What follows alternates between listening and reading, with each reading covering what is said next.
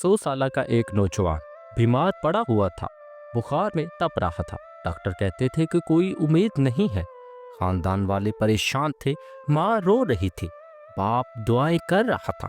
لیکن اس رات جب سب سو گئے، اس نوجوان کو عجیب تجربہ ہوا۔ اس نے محسوس کیا کہ اس کی روح جسم سے نکل رہی ہے اور اوپر جا رہی ہے، اور پھر اچانک وہ ایک اور دنیا میں تھا، ایسی دنیا جہاں نور ہی نور تھا، جہاں فرشتے تھے، جہاں ایسی خوبصورتی تھی جو الفاظ میں بیان نہیں ہو سکتی۔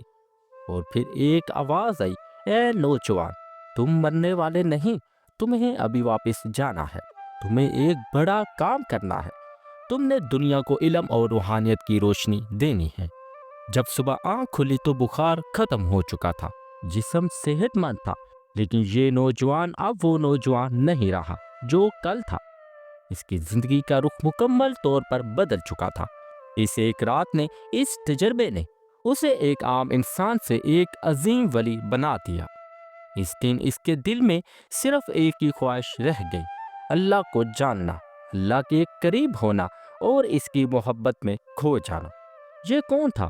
یہ وہ شخص تھا جسے پوری دنیا شیخ الاکبر کہتی ہے، جس کا نام سن کر آج بھی دنیا بھر میں لوگوں کے دل دھڑکنے لگتے ہیں، جس نے 800 سے زائد کتابیں لکھیں، جس کے علم نے مشرق سے مغرب تک ہر جگہ اثر ڈالا، جس کی تعلیمات آج 700 سال بعد بھی لوگوں کو راہ دکھا رہی ہے، جس کا نام ہے محی الدین ابن العربی۔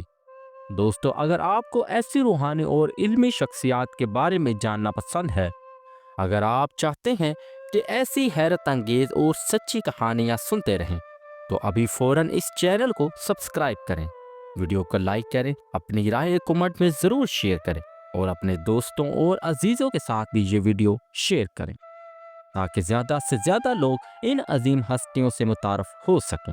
یاد رکھیں، آپ کا ایک شیئر کسی کی زندگی بدل سکتا ہے۔ اندلس، ذرا اس نام پر غور کریں۔ یہ صرف ایک جگہ کا نام نہیں، یہ ایک خواب تھا، یہ ایک تہذیب تھی، ایک ایسی دنیا تھی جہاں علم اور فن نے اپنے عروج کو چھوا، جہاں کتب خانوں میں لاکھوں کتابیں تھیں اور لوگ رات رات بھر ان کتابوں میں کھوئے رہتے تھے، جہاں مسجدوں کے ساتھ ساتھ یونیورسٹیاں تھیں، جہاں سائنس، فلسفہ، شاعری، موسیقی، فن تعمیر، ہر چیز کا چرچا تھا، جہاں مسلمان، عیسائی اور یہودی مل جل کر رہتے تھے اور ایک دوسرے سے سیکھتے تھے۔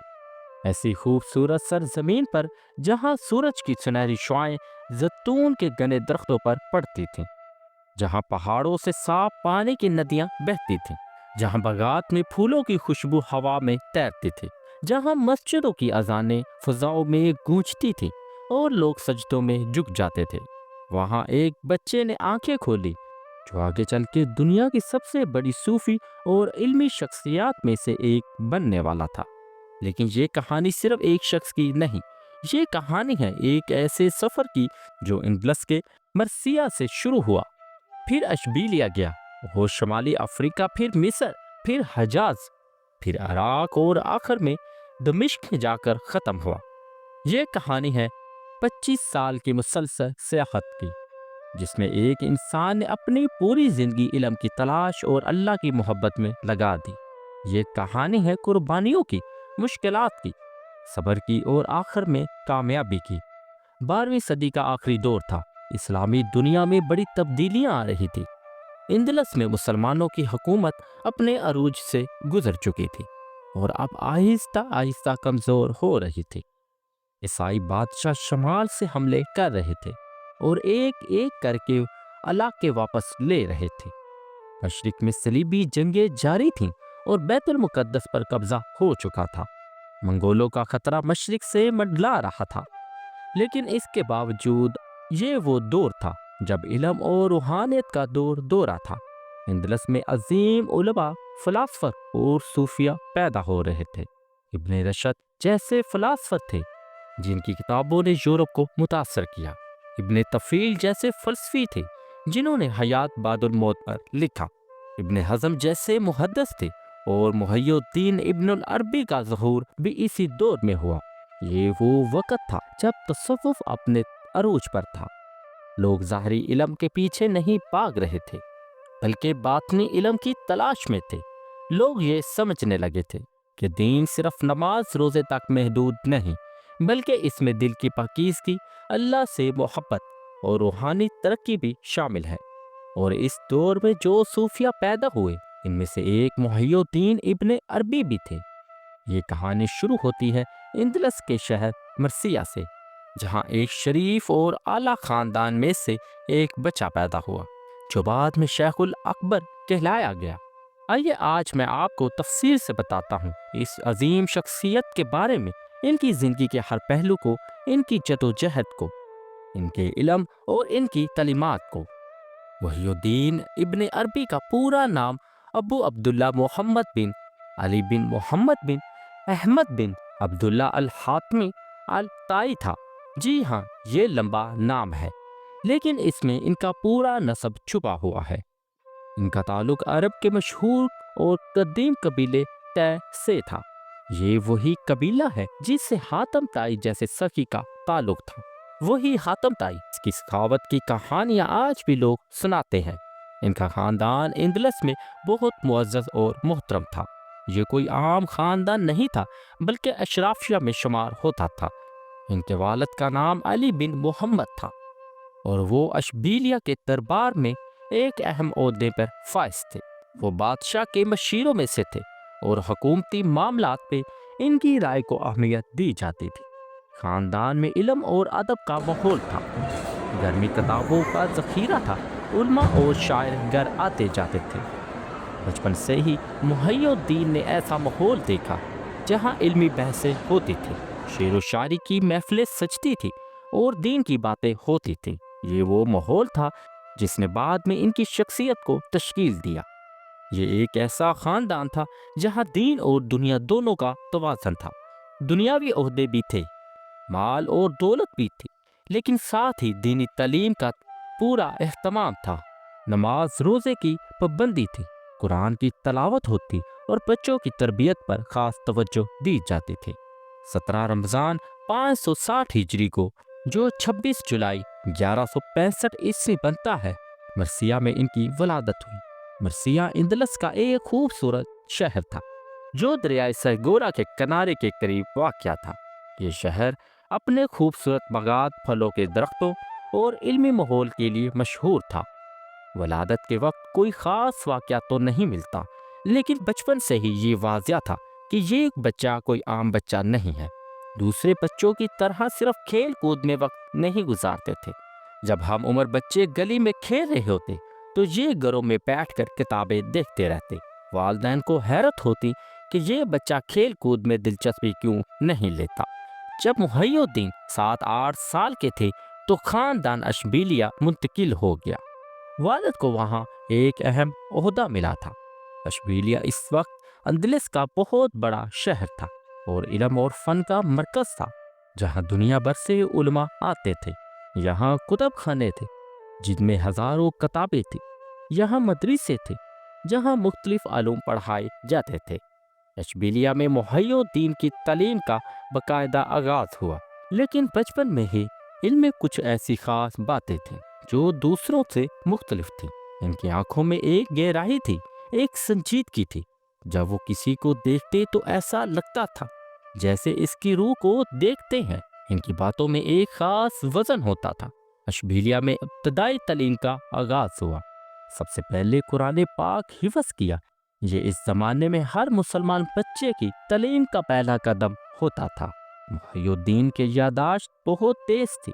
جو چیز ایک بار سن لیتے یا پڑھ لیتے وہ یاد ہو جاتی۔ قرآن حفظ کرتے وقت بھی استاذہ حیران رہتے کہ یہ بچہ کتنی جلدی یاد کر لیتا ہے۔ قرآن کے بعد حدیث کی تعلیم شروع ہوئی۔ اس وقت کے مشہور محدثین سے حدیث پڑھی۔ صرف حدیث یاد نہیں کرتے تھے بلکہ ان کے معنی پر بھی غور کرتے۔ ہر حدیث کو سمجھنا چاہتے، اس کی گہرائی میں جانا چاہتے۔ پھر فقہ کی تعلیم حاصل کی، اسلامی قانون کی باریکیاں سیکھی، نماز، روزہ، حج، زکوٰۃ کے مسائل پڑھے۔ لیکن صرف کتابی علم تک محدود نہیں رہے، جو کچھ پڑھتے تھے اس پر عمل بھی کرتے۔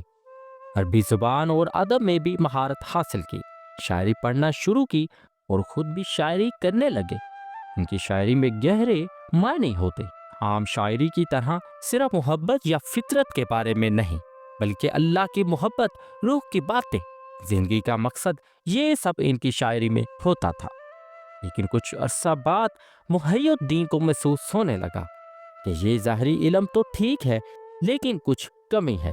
دل کو سکون نہیں مل رہا، کتابیں پڑھ رہے ہیں، حدیث سے یاد کر رہے ہیں، لیکن روح کو جو چیز چاہیے وہ مل نہیں رہی۔ اسی لیے انہوں نے صوفیہ کی صحبت میں جانا شروع کیا۔ اشبیلیہ میں اس وقت بہت سے صوفی بزرگ موجود تھے۔ محی الدین ان کے پاس جانے لگے، ان کی باتیں سننے لگے، ان کے ساتھ بیٹھتے اور ان کے طریقے سیکھتے، اور یہیں سے ان کی روحانی زندگی کا آغاز ہوا۔ محی الدین ابن العربی نے اپنی زندگی میں بہت سے استاذہ سے استفادہ کیا۔ کچھ ظاہری علوم کے استاد تھے اور کچھ باطنی علوم یعنی کہ تصوف کے استاد تھے۔ ظاہری علوم میں ان کے اہم استاذہ میں قاضی ابو بکر ابن العربی تھے، جن سے انہوں نے حدیث اور فقہ پڑھی۔ یہ ایک بہت بڑے عالم تھے اور پوری اندلس میں مشہور تھے۔ ان سے محی الدین نے نہ صرف علم حاصل کیا بلکہ یہ بھی سیکھا کہ علم کو کیسے استعمال کرنا چاہیے۔ لیکن جو استاذہ ان کی زندگی کو واقعی ہی میں بدلنے والے تھے وہ تھے صوفیہ۔ ان میں سب سے اہم نام ہے فاطمہ بنت ابن مسنا۔ یہ ایک بزرگ خاتون تھی جو کورڈوبا میں رہتی تھیں۔ جب محی الدین ان سے ملے تو یہ خاتون 90 سال سے زائد عمر کی تھی۔ یہ ملاقات بہت اہم تھی۔ جب محی الدین پہلی بار ان کے پاس گئے تو بزرگ خاتون نے ان کی طرف دیکھا اور فوراً پہچان لیا کہ یہ کوئی عام نوجوان نہیں۔ انہوں نے کہا، میں دیکھ رہی ہوں کہ تمہاری تقدیر میں بہت بڑے کام لکھے ہیں۔ محی الدین حیران رہ گئے۔ انہوں نے پوچھا، آپ کو کیسے معلوم؟ بزرگ خاتون نے کہا، تمہاری آنکھوں میں ایک نور ہے جو صرف اللہ کے خاص بندوں میں ہوتا ہے۔ اس کے بعد محی الدین کئی سال ان بزرگ خاتون کی صحبت میں رہے، ان سے بہت کچھ سیکھا، ذکر کے طریقے سیکھے، مراقبے کی تربیت لی، اور سب سے بڑھ کر یہ سیکھا کہ اللہ سے محبت کیسے کی جاتی ہے۔ ایک اور اہم استاد تھے ابو مدین شیب۔ یہ شمالی افریقہ کے بہت بڑے صوفی تھے۔ محی الدین نے جب اندلس چھوڑ کر شمالی افریقہ کا سفر کیا تو ان سے ملاقات ہوئی۔ اگرچہ یہ ملاقات زیادہ عرصے کی نہیں تھی لیکن بہت اثر انگیز تھی۔ ابو مدین نے ان کو نصیحت کی کہ علم صرف کتابوں میں نہیں ہے، اصل علم دل کی صفائی سے ملتا ہے۔ 12ویں اور 13ویں صدی میں اندلس بہت مشکل دور سے گزر رہا تھا۔ سیاسی طور پر مسلمانوں کی حکومت کمزور ہو رہی تھی۔ شمال میں عیسائی بادشاہ حملے کر رہے تھے اور ایک ایک کر کے شہر فتح کرتے جا رہے تھے۔ تولیدو پہلے ہی جا چکا تھا، سرکستہ جا چکا تھا، اور اب وہ مزید جنوب کی طرف بڑھ رہے تھے۔ اس سیاسی بد امنی کا اثر معاشرے پر پڑ رہا تھا۔ لوگوں میں خوف اور بے چینی تھی۔ بہت سے مسلم خاندان اندلس چھوڑ کر شمالی افریقہ جا رہے تھے۔ جو رہ رہے تھے وہ پریشان تھے کہ آگے کیا ہوگا، لیکن اس سب کے باوجود علمی و روحانی سرگرمیاں جاری تھیں۔ اصل میں شاید اسی بد امنی کی وجہ سے لوگ مزید روحانیت کی طرف مائل ہو رہے تھے۔ جب دنیا میں سکون نہیں ملتا تو انسان اللہ کی طرف رجوع کرتا ہے۔ تصوف کا رجحان بڑھ رہا تھا۔ لوگ صرف ذریعہ کام پر عمل کرنے سے آگے بڑھ کر دل کی پکیز کی طرف متوجہ ہو رہے تھے۔ صوفی بزرگوں کی مجلسیں ہوتی تھیں جہاں سینکڑوں لوگ موجود ہوتے اور ذکر کرتے اور روحانی باتیں سنتے۔ محی الدین ابن عربی نے یہ سب دیکھا۔ انہوں نے محسوس کیا کہ مسلمانوں کو سیاسی طاقت کی کمزوری کا سامنا ہے، لیکن روحانی طور پر مضبوط ہونا ضروری ہے، اور یہی وہ چیز تھی جس کے لیے انہوں نے اپنی زندگی وقف کر دی۔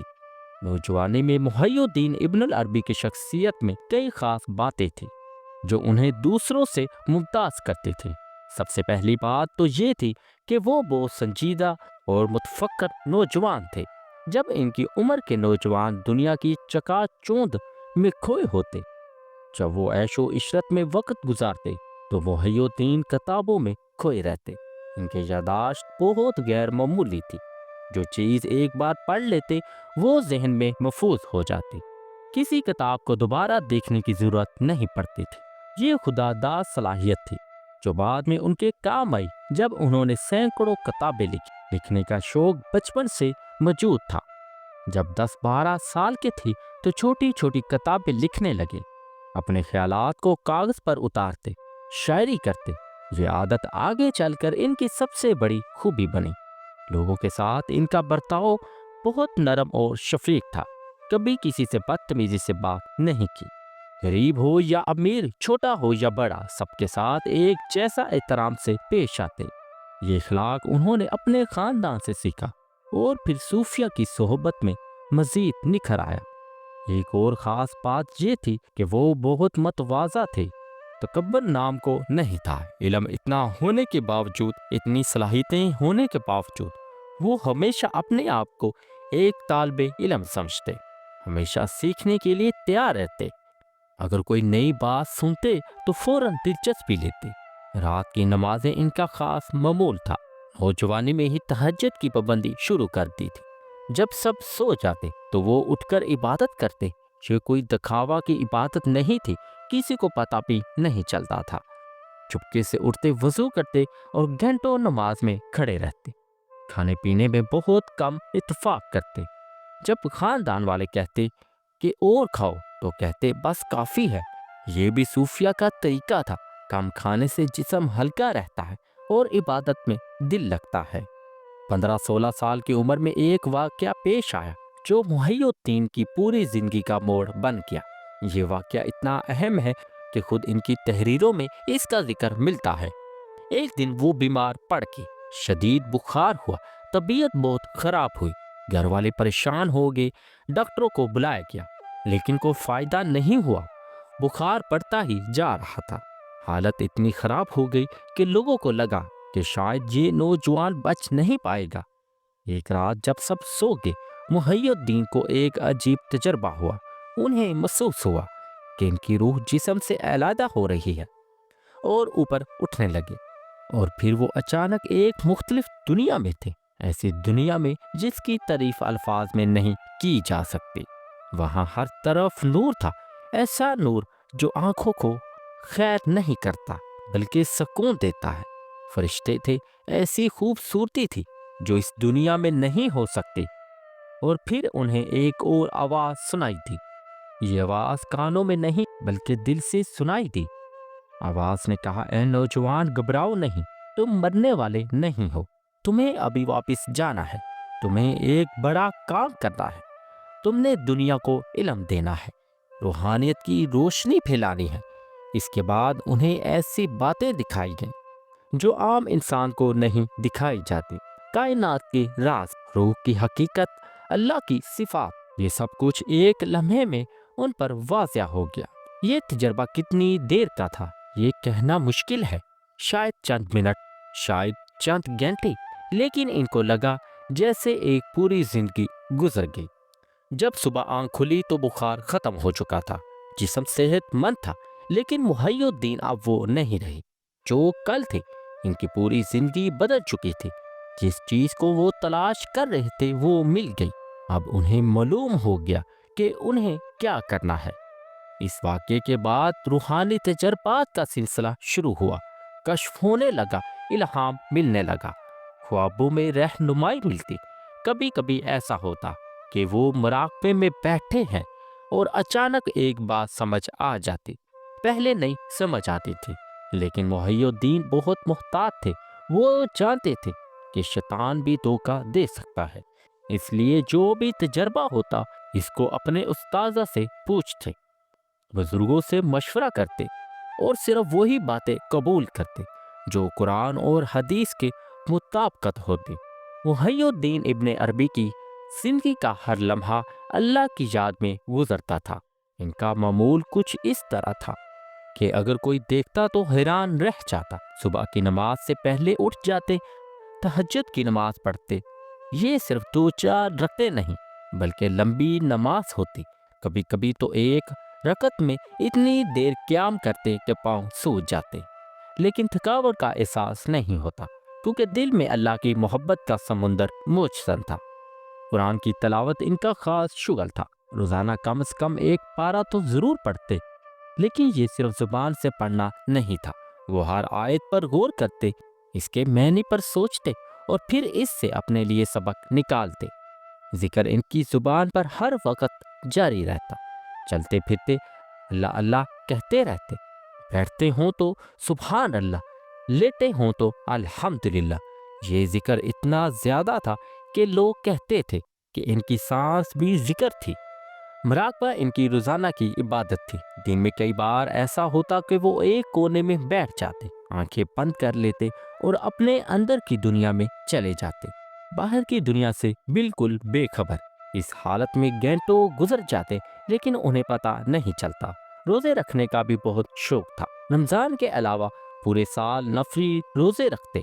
پیر اور جمعرات کے روزے تو مستقل تھے، کبھی کبھی متواتر کئی دن روزے رکھ لیتے۔ کھانے میں بہت سادگی تھی، عام طور پر صرف روٹی اور پانی پر اتفاق کرتے۔ کبھی کبھی کھجور کھا لیتے، گوشت بہت کم کھاتے۔ مزیدار کھانوں سے ہمیشہ دور رہتے، کیونکہ جانتے تھے کہ زیادہ کھانے سے نیند آتی ہے اور عبادت میں سستی ہوتی ہے۔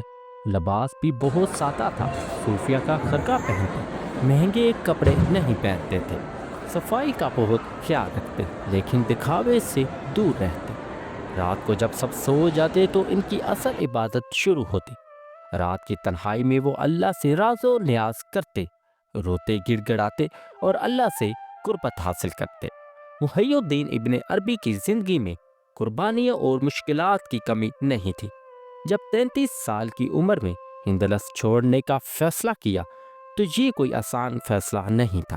سوچیں آپ کو اپنا وطن چھوڑنا پڑے، وہ زمین جہاں آپ پیدا ہوئے، جہاں آپ نے بچپن گزارا، جہاں آپ کے خاندان کی جڑیں ہیں۔ اپنے والدین کو چھوڑنا پڑے، بہن بھائی کو چھوڑنا پڑے، دوستوں کو چھوڑنا پڑے۔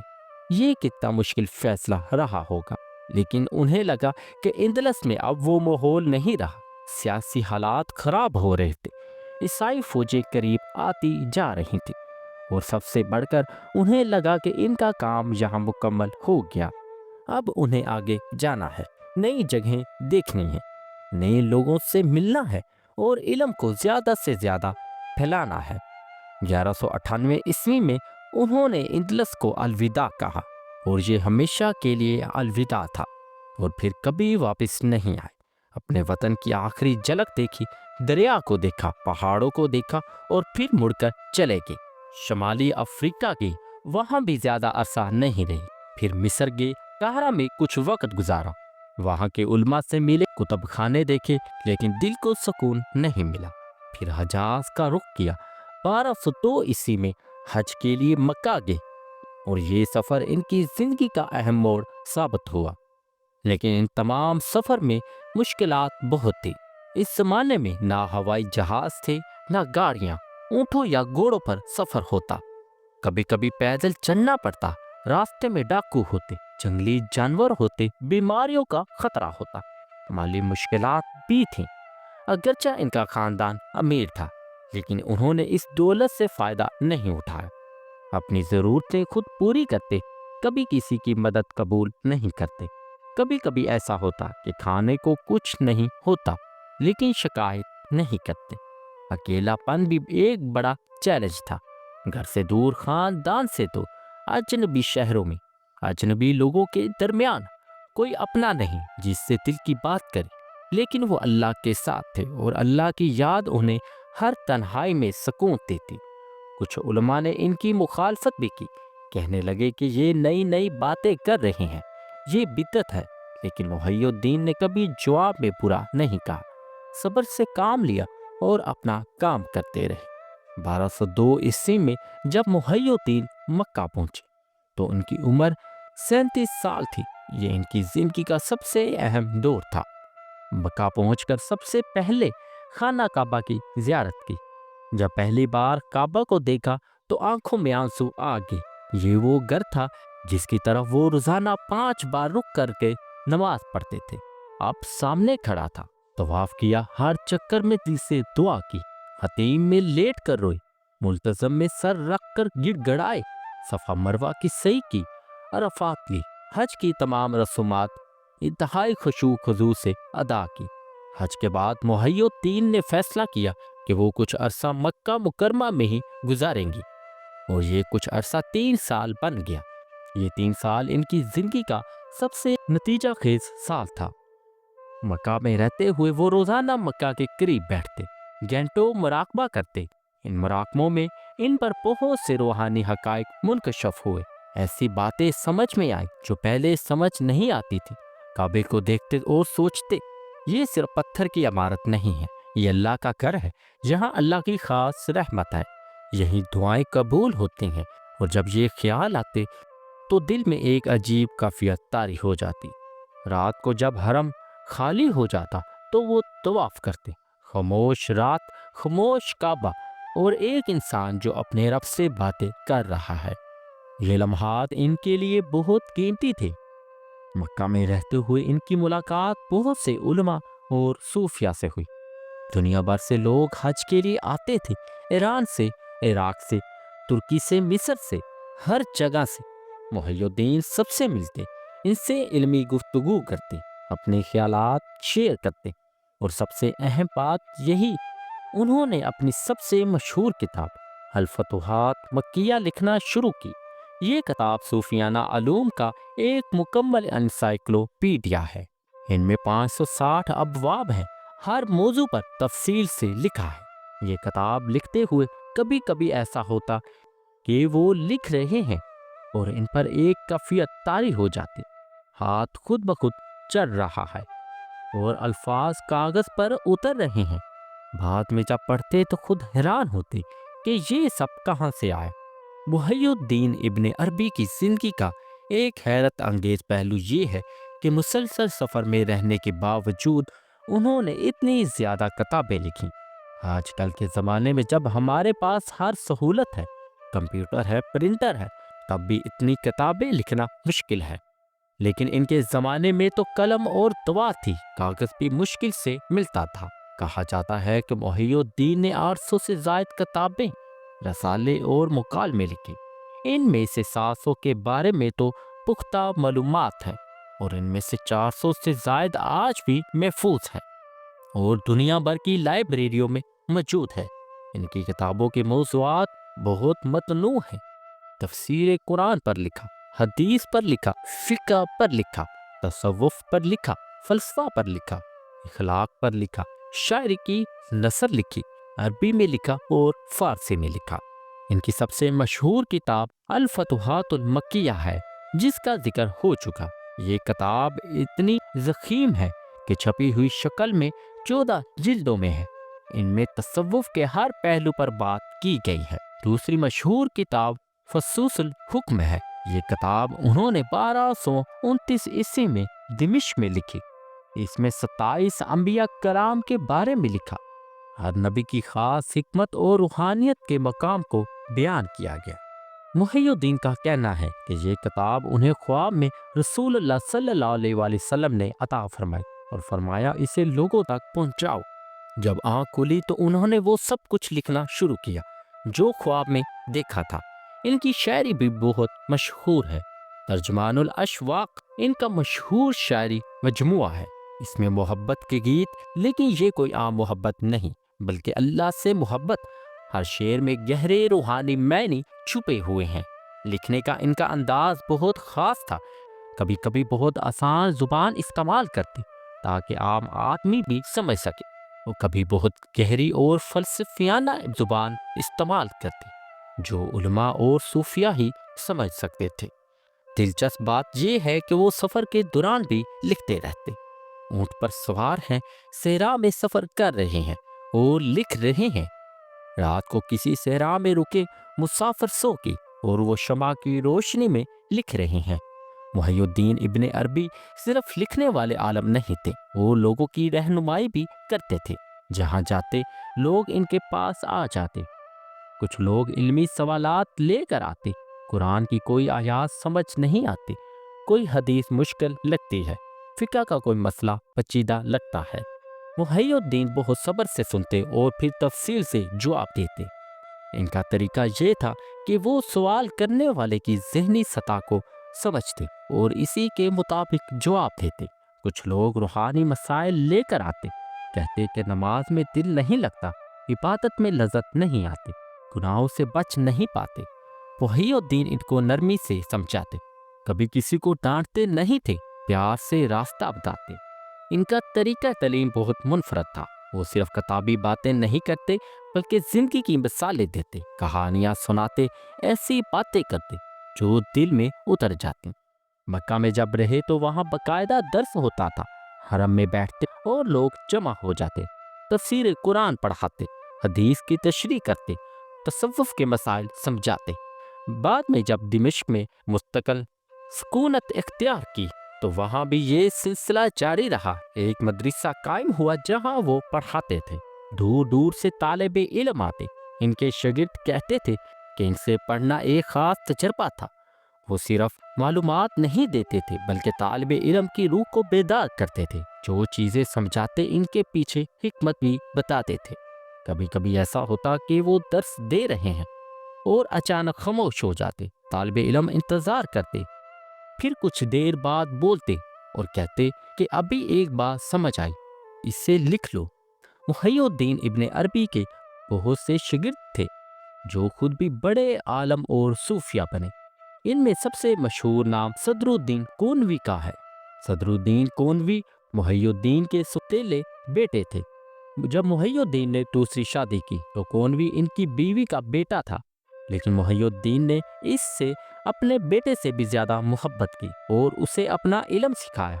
کونوی بہت ذہین تھا، جو چیز سکھائی جاتی فوراً سمجھ جاتا اور صرف سمجھتا ہی نہیں بلکہ اس میں مزید اضافہ کرتا۔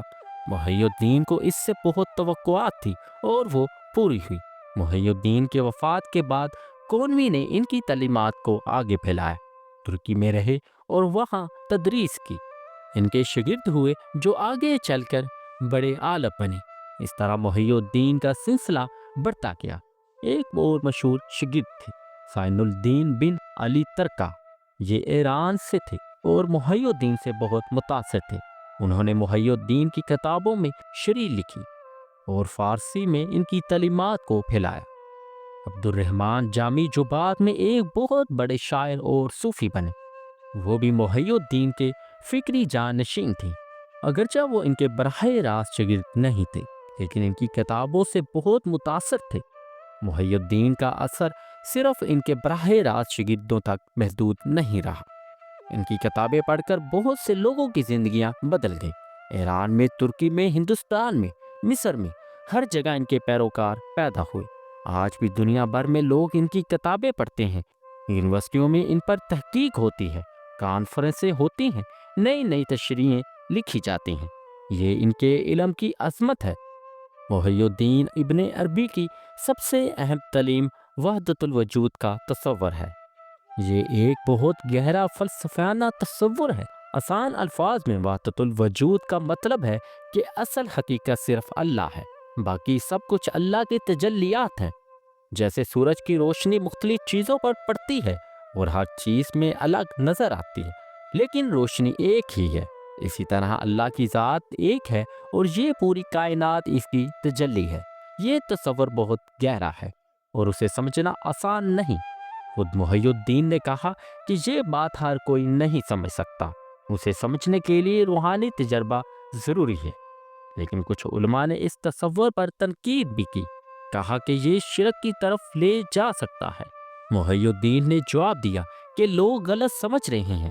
میں نے کبھی نہیں کہا کہ مخلوق خالق ہے، میں تو کہتا ہوں کہ خالق اور مخلوق میں ایک خاص تعلق ہے جسے سمجھنا ضروری ہے۔ ان کی ایک اور اہم تعلیم انسان کامل کا تصور ہے۔ انسان کامل وہ ہے جس نے اپنے آپ کو پہچان لیا، اپنی حقیقت کو جان لیا اور اللہ سے قربت حاصل کر لی۔ رسول اللہ صلی اللہ علیہ وآلہ وسلم انسان کامل کی بہترین مثال ہے۔ محی الدین کہتے تھے کہ ہر انسان کو کوشش کرنی چاہیے کہ وہ انسان کامل بنے، اپنے نفس کو پاک کرے، برائیوں سے بچے، نیکیاں کرے اور اللہ کی محبت میں کھو جائے۔ ان کی تعلیمات میں محبت کا رنگ غالب ہے۔ وہ کہتے ہیں کہ اللہ سے محبت ہی اصل راستہ ہے، خوف اور لالچ سے عبادت کرنا ٹھیک نہیں، محبت سے عبادت کرنی چاہیے۔ ایک مشہور واقعہ ہے، کسی نے محی الدین سے پوچھا اللہ کے قریب کیسے ہوں، اور انہوں نے جواب دیا اپنے دل کو اللہ کی محبت سے پر دو۔ جب دل میں اللہ کی محبت ہوگی تو خود بخود قریب ہو جاؤ گے۔ 55 سال کی عمر میں 1223 عیسوی میں محی الدین دمشق پہنچے۔ 25 سال کی مسلسل سیاحت کے بعد اب وہ ایک جگہ قیام کرنا چاہتے تھے۔ دمشق انہیں پسند آ گیا۔ یہ شہر اپنی خوبصورتی کے لیے مشہور تھا۔ کاسیون کی پہاڑی کے دامن میں بسا ہوا، باغات اور باغیچے، دریائے برتی کا صاف پانی، اور سب سے بڑھ کر اس کی عظیم مسجد جہاں حضرت یحییٰ علیہ السلام کا مقام ہے، جہاں انہوں نے ایک سادہ سا مکان لیا ساحلیہ کے علاقے میں، کاسیون پہاڑی کے دامن میں۔ یہیں وہ آخری 17 سال رہے۔ دمشق میں ان کا معمول یہ تھا کہ صبح نماز کے بعد ان کی مسجد میں چلے جاتے، وہاں بیٹھ کر لوگوں کو پڑھاتے، دوپہر کو واپس گھر آتے، کچھ آرام کرتے، کچھ لکھتے، شام کو پھر مسجد جاتے، یا پھر گھر پر لوگ آتے، لوگ سوالات لے کر آتے، وہ سب کی بات سنتے اور حل بتاتے۔ رات کو جب سب چلے جاتے تو ان کی ذاتی عبادت کا وقت ہوتا، تہجد پڑھتے، قرآن پڑھتے اور مراقبہ کرتے۔ یہاں رہتے ہوئے انہوں نے بہت سی کتابیں مکمل کی، فصوص الحکم یہیں لکھی، الفتوحات المکیہ کو مکمل کیا جس کا آغاز مکہ میں ہوا تھا۔ دمشق کے لوگ ان سے بہت محبت کرتے تھے۔ بادشاہ نے بھی ان کا احترام کیا، بار بار کہا کہ آپ کو کسی چیز کی ضرورت ہو تو بتائیے، لیکن محی الدین نے کبھی کچھ نہیں مانگا۔ بڑھاپے میں ان کا جوش و جذبہ کم نہیں ہوا، آخری وقت تک پڑھاتے رہے، لکھتے رہے، لوگوں کی رہنمائی کرتے رہے۔ 22 ربیع الاخر 638 ہجری جو 16 نومبر 1240 عیسوی کو بنتا ہے۔ محی الدین کی طبیعت خراب ہوئی، صبح سے ہی کمزوری محسوس ہو رہی تھی، لیکن پھر بھی نماز کے لیے مسجد جانے کی کوشش کی۔ شاگردوں نے منع کیا آپ آرام کریں، لیکن انہوں نے کہا کہ نماز چھوڑنا میرے لیے ممکن نہیں ہے۔ دوپہر تک حالت مزید خراب ہو گئی، بستر پر لیٹ گئے، اہل خانہ اور قریبی شاگرد جمع ہو گئے، سب پریشان تھے۔ محی الدین نے سب کو اپنے قریب بلایا، کہا گھبراؤ نہیں، موت تو آنی ہے، یہ اللہ کی طرف واپسی ہے۔ پھر انہوں نے اپنی آخری نصیحتیں کی، اپنے بیٹے سے کہا میرے بعد میری کتابوں کا خیال رکھنا، انہیں محفوظ رکھنا اور لوگوں تک پہنچانا۔ صدر الدین کونوی سے کہا تم نے میرے علم کو اچھی طرح سمجھ لیا، اب تمہاری ذمہ داری ہے کہ اسے آگے پھیلاؤ، لیکن یاد رکھنا ہمیشہ قرآن اور حدیث کو اپنا رہنما بناؤ۔ باقی شاگردوں سے کہا کہ اللہ سے محبت کرو، علم حاصل کرو، لیکن غرور میں نہ آنا، لوگوں کی خدمت کرو، اور ہمیشہ یاد رکھنا کہ اصل کامیابی اللہ کی رضا حاصل کرنا ہے۔ پھر انہوں نے کلمہ پڑھنا شروع کیا، لا الہ الا اللہ محمد رسول اللہ، بار بار پڑھتے رہے، آنکھیں بند تھی، چہرے پر سکون تھا، ایک خاص نور تھا، اور پھر آہستہ سے روح نے جسم سے پرواز کر لی۔ 75 سال کا سفر ختم ہوا، ایک عظیم عالم، ایک بلند مرتبہ صوفی اپنے رب سے جا ملا۔ جب لوگوں کو خبر ملی تو دمشق ماتم میں چھا گیا، لوگ رونے لگے، صوفیہ، علماء، عام لوگ سب غم زدہ تھے۔ اگلے دن جنازہ ہوا، ہزاروں لوگ شریک ہوئے، بادشاہ بھی آیا، امیر بھی آئے، لیکن غریب فقیر بھی آئے، سب نے مل کر نماز جنازہ پڑھی۔ دمشق میں کاسون پہاڑی کے دامن میں صالحہ کے قریب علاقے میں دفن کیے گئے، جس مقام پر دفن ہوئے وہیں بعد میں ایک خوبصورت مزار بنایا گیا۔ آج یہ مزار دمشق کے مشہور ترین مقامات میں سے ایک ہے۔ ایک بڑی عمارت ہے جس میں ایک خوبصورت گنبد ہے، اندر محی الدین کی قبر ہے جس پر سبز چادر پڑی ہوتی ہے۔ ہر روز سینکڑوں لوگ زیارت کے لیے آتے ہیں، صرف مسلمان نہیں بلکہ دوسرے مذاہب کے لوگ بھی آتے ہیں، کیونکہ محی الدین کا علم اور حکمت سب کے لیے تھیں۔ جمعرات اور جمعہ کو خاص بھیڑ ہوتی ہے، لوگ فاتحہ پڑھتے ہیں، قرآن پڑھتے ہیں، دعائیں مانگتے ہیں، اور اس کے موقع پر تو لاکھوں لوگ جمع ہوتے ہیں۔ پوری دنیا سے لوگ آتے ہیں، ترکی سے، ایران سے، مصر سے، پاکستان سے، ہندوستان سے اور یورپ سے بھی۔ بہت سے لوگ کہتے ہیں کہ یہاں دعائیں قبول ہوتی ہیں۔ پریشان حال لوگ آتے ہیں اور سکون پاتے ہیں، بیمار آتے ہیں اور شفا ملتی ہے۔ مزار کے ساتھ ایک کتب خانہ بھی ہے جہاں محی الدین کی کتابیں، ان پر لکھے گئے مکالمے محفوظ ہیں۔ محققین یہاں آ کر تحقیق کرتے ہیں۔ قریب ہی ایک چھوٹا سا میوزیم بھی ہے جہاں محی الدین کی زندگی کے بارے میں معلومات ہے۔ ان کی لکھی ہوئی کچھ اصل تحریریں بھی محفوظ ہیں۔ محی الدین ابن عربی کی زندگی اور تعلیمات سے ہمیں بہت سے سبق ملتے ہیں۔ سب سے پہلا سبق یہ ہے کہ علم کی تلاش میں کوئی قربانی بڑی نہیں۔ انہوں نے اپنا وطن چھوڑا، خاندان چھوڑا، آرام چھوڑا، سب کچھ چھوڑ دیا۔ 25 سال مسلسل سفر کیا، صرف اس لیے کہ علم حاصل کریں اور اسے آگے پھیلائیں۔ دوسرا سبق یہ کہ ظاہری اور باطنی دونوں علوم ضروری ہیں۔ صرف کتابی علم کافی نہیں، دل کی صفائی، روح کی پاکیزگی یہ بھی ضروری ہے۔ محی الدین نے دونوں کو یکجا کیا۔ تیسرا سبق یہ ہے کہ اللہ سے محبت ہی اصل راستہ ہے۔ خوف یا لالچ سے عبادت کرنا کافی نہیں، دل سے اللہ کو چاہنا، اس کی محبت میں کھو جانا، اصل عبادت یہی ہے۔ چوتھا سبق یہ ہے کہ لکھنا اور علم کو محفوظ کرنا بہت اہم ہے۔ محی الدین نے سینکڑوں کتابیں لکھی، آج 700 سال بعد بھی لوگ ان کتابوں سے فائدہ اٹھا رہے ہیں۔ اگر انہوں نے نہ لکھا ہوتا تو ان کا علم ضائع ہو جاتا۔ پانچواں سبق یہ ہے کہ تواضع اور عاجزی ضروری ہے۔ اتنے بڑے عالم ہونے کے باوجود محی الدین میں تکبر نہیں تھا، ہمیشہ اپنے آپ کو طالب علم سمجھتے رہے۔ چھٹا سبق یہ ہے کہ مشکلات میں گھبرانا نہیں چاہیے۔ محی الدین کی زندگی میں بہت مشکلات آئیں، لیکن انہوں نے ہمت نہیں ہاری، صبر سے کام لیا اور اپنا مقصد حاصل کر لیا۔ آج کے دور میں جب لوگ مادیت میں کھوئے ہوئے ہیں، محی الدین کی تعلیمات ہمیں یاد دلاتی ہے کہ روحانیت کی اہم تعلیم کو نہیں بھولنا چاہیے۔ دنیا کی کامیابی اچھی بات ہے، لیکن روح کی کامیابی زیادہ اہم ہے۔ جب ہر طرف نفرت اور تفرقہ ہو، محی الدین کا پیغام محبت اور امن کا ہے۔ وہ کہتے تھے کہ تمام مخلوق اللہ کی ہے، سب کے ساتھ محبت سے پیش آؤ۔ جب نوجوان الجھن میں ہو، زندگی کا مقصد نہ سمجھ آئے، محی الدین کی تعلیمات راہ دکھاتی ہے۔ وہ کہتے ہیں کہ اپنے اندر جھانکو، اپنی تحقیق کو پہچانو اور پھر اللہ کی طرف بڑھو۔ دوستو، یہ کہانی یہاں ختم نہیں ہوتی۔ شیخ محی الدین ابن عربی کا جسم تو دمشق کی مٹی میں دفن ہے، لیکن ان کا علم، ان کی تعلیمات، ان کا پیغام آج بھی زندہ ہے۔ آج بھی لاکھوں کروڑوں لوگ ان کی کتابیں پڑھتے ہیں، ان سے رہنمائی حاصل کرتے ہیں، ان کے بتائے ہوئے راستے پر چلتے ہیں۔ اندلس کے مرثیہ سے نکل کے دمشق تک پہنچنے والے اس عالم نے اپنی زندگی سے یہ سبق دیا کہ اگر انسان میں جذبہ ہو، اگر ارادہ ہو، اگر اللہ سے محبت ہو تو وہ کچھ بھی کر سکتا ہے۔ 16 سال کی عمر میں ایک روحانی تجربہ، ایک خواب، ایک اشارہ، اور پھر 60 سال کی مسلسل محنت، لگن اور جدوجہد، 800 سے زیادہ کتابیں، ہزاروں شاگرد، لاکھوں پیروکار، یہ ہے اصل کامیابی۔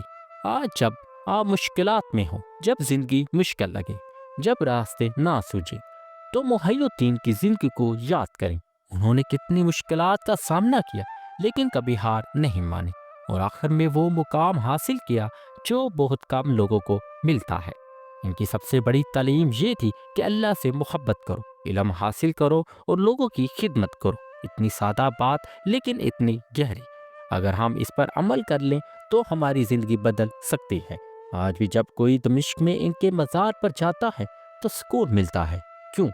کیونکہ وہاں ایک ایسی ہستی دفن ہے جس نے اپنی پوری زندگی اللہ کی راہ میں لگا دی، جس نے علم کی شمع جلائی اور جس کی روشنی آج بھی راہ دکھا رہی ہے۔ محی الدین ابن عربی نے یہ ہمیں سبق دیا کہ زندگی کا اصل مقصد دولت جمع کرنا نہیں، شہرت حاصل کرنا نہیں، بلکہ اللہ کو پہچاننا ہے اور اس سے محبت کرنا ہے۔ اور جب یہ محنت دل میں ہو تو پھر ہر مشکل آسان ہو جاتی ہے، ہر راستہ صاف نظر آنے لگتا ہے۔ دوستو، اگر آپ کو یہ کہانی پسند آئی ہو اور آپ کا دل چھو گئی ہو، اگر شیخ محی الدین ابن عربی کی زندگی سے آپ نے کچھ سیکھا ہو، اگر آپ کو لگتا ہے کہ یہ کہانی دوسروں تک بھی پہنچنی چاہیے، تو میری آپ سے گزارش ہے، ابھی فوراً اس ویڈیو کو لائک کریں۔ یہ صرف ایک کلک ہے، لیکن اس سے یہ ویڈیو اور زیادہ لوگوں تک پہنچے گی۔ جتنے زیادہ لوگ دیکھیں گے اتنا زیادہ لوگ سیکھیں گے۔ اس چینل کو سبسکرائب کر لیں اور گھنٹی کا بٹن بھی ضرور دبائیں۔ میں آپ کے لیے اور بھی ایسی حیرت انگیز تعلیم آمیز اور روحانی کہانیاں لے کر آؤں گا۔ بڑے بڑے بزرگوں، صحابہ کرام اور اسلامی تاریخ کی عظیم شخصیات کے بارے میں کمنٹ سیکشن میں ضرور بتائیں۔ کیا آپ کو محی الدین ابن عربی کی زندگی میں کوئی خاص بات متاثر کن لگی؟ ان کی کون سی تعلیم آپ کو سب سے زیادہ پسند آئی؟ آپ اگلی ویڈیو میں کس بزرگ یا شخصیت کے بارے میں جاننا چاہتے ہیں؟ میں ہر کمنٹ پڑھتا ہوں اور جواب دینے کی کوشش کرتا ہوں۔ آپ کی رائے میرے لیے اہم ہے کیونکہ یہ کام آپ کے لیے میں کر رہا ہوں۔ اور سب سے اہم بات، اس ویڈیو کو ضرور شیئر کریں، واٹس ایپ پر بھیجیں، فیس بک پر شیئر کریں، ٹویٹر پر، انسٹاگرام پر، ہر جگہ شیئر کریں، اپنے دوستوں کے ساتھ، خاندان والوں کے ساتھ، بزرگوں کے ساتھ اور نوجوانوں کے ساتھ۔ شاید آپ کے شیئر کرنے سے کسی کی زندگی بدل جائے، شاید کوئی نوجوان جو الجھن میں ہے اس کو راہ مل جائے، شاید کوئی جو مایوسی میں ہے اس کو امید مل جائے، شاید کوئی جو دنیا میں کھویا ہوا ہے اس کو اللہ کی طرف آنے کا راستہ مل جائے۔ اور جب آپ یہ ویڈیو شیئر کریں گے تو اس کا ثواب آپ کو ملے گا۔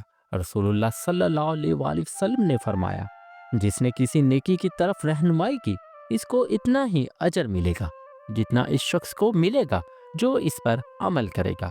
تو دوستو، یہ صرف ایک ویڈیو نہیں، یہ ایک صدقہ جاریہ بھی بن سکتی ہے، ایک ایسا کام جس کا فائدہ آپ کو برابر ملتا رہے گا۔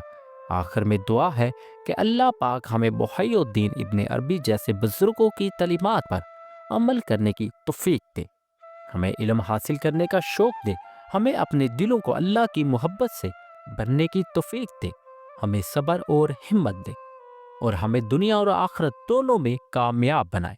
آمین ثم آمین۔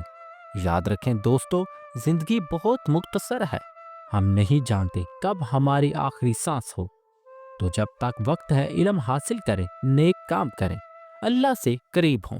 محی الدین ابن عربی نے 75 سال کی زندگی میں 800 سے زائد کتابیں لکھیں۔ ہم بھی اپنی زندگی کو بامقصد بنائیں۔ اللہ حافظ دوستو، اگلی ویڈیو میں ملتے ہیں ایک اور حیرت انگیز کہانی کے ساتھ۔ دل میں اللہ کی محبت، ہاتھ میں علم کی کتاب اور راستے میں لوگوں کی خدمت، یہی ہے زندگی کا اصل مقصد۔